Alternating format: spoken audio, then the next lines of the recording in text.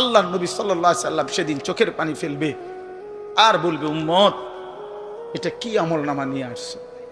উম্মত তুমি আমার এত বড় বেইজ্জতি কেমনে করলা? আমি 23টা বছর তোমাদের জন্য কেঁদেছিলাম।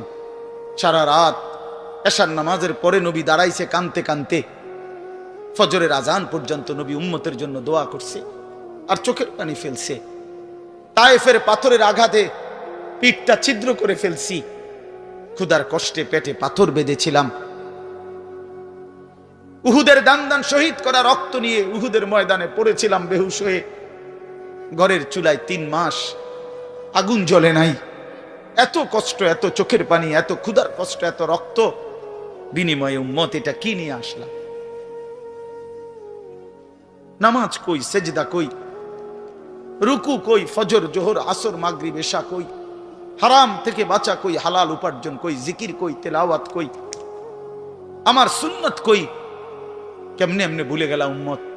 আমার এত বড় বেইজ্জতি কেমনে করলা? আমার এত বড় অপমান কেমনে করলা?